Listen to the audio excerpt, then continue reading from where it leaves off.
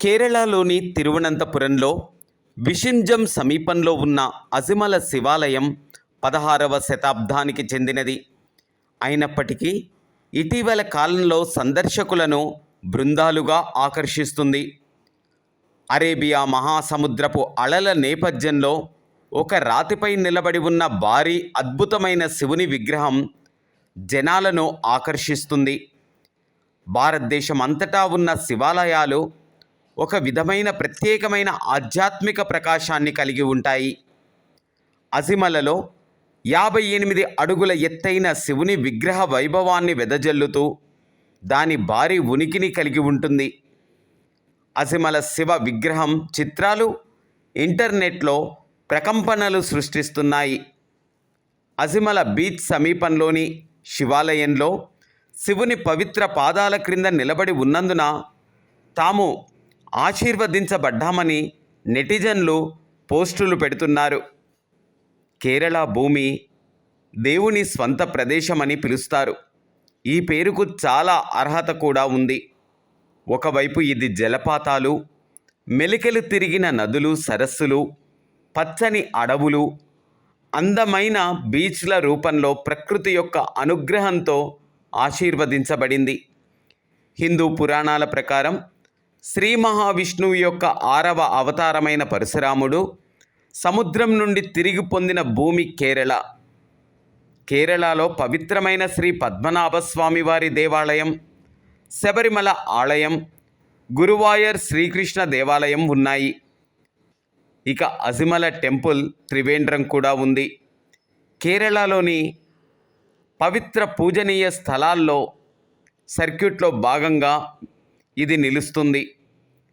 అజిమల శివుడి విగ్రహం 58 అడుగుల ఎత్తులో ఆకాశాన్ని తాకుతున్నట్లుగా ఉంటుంది.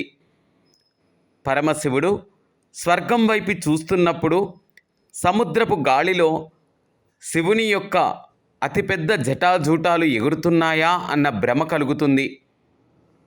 క్లాసికల్ భంగిమలో ఒక రాతిపై కూర్చున్న మహాశివుడు ఒక చేతిని అతని కుడి తొడపై, మరొకటి త్రిశూల దారి అయి ఉంటుంది.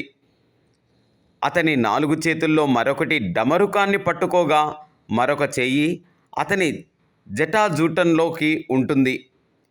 శివుణ్ణి గంగాధరేశ్వరునిగా ప్రాతినిధ్యం వహించినందున గంగ రూపాన్ని శివుని జటాజూటంలో చిక్కుకున్నట్లుగా చూడవచ్చు.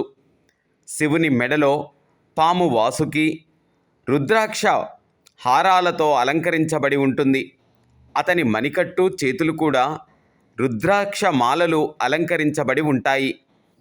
అతని ఎడమ చీలమండపై ఒక చీలమండను స్పష్టంగా చూడవచ్చు. అందమైన అజిమల శివుని విగ్రహాన్ని చూస్తే శరీరమంతా పులకరించిపోతుంది. అజిమల శివాలయం శివుని విగ్రహం కంటే ముందే ఉంది. పాండవుల వనవాస సమయంలో కొంతకాలం గడిపిన ప్రదేశంగా ప్రఖ్యాతి చెందింది. స్థల పురాణం ప్రకారం ద్రౌపదీదేవి దాహం వేసినప్పుడు చుట్టూ ఉప్పగా ఉండే సముద్రపు నీరు మాత్రమే ఉంది. భీమసేనుడు వెంటనే తన మోచేతితో ఒక బండలో బోలు చేశారు. ద్రౌపది దాహం తీర్చడానికి ఒక మంచినీటి బుగ్గ ఉద్భవించింది. అజిమల శివాలయం సముద్రం, భారీ రాళ్ల మధ్య ఉన్నందున ఆ పేరు వచ్చింది. దీని అసలు పేరు అజిమల పులింకుడి శ్రీ మహాదేవ దేవాలయం అని నమ్ముతారు. ఈ ప్రాంతాన్ని పురాతన కాలంలో పులింకుడి అని పిలిచేవారు. ఎందుకంటే చుట్టుపక్కల పులులు అత్యధికంగా సంచరిస్తాయి.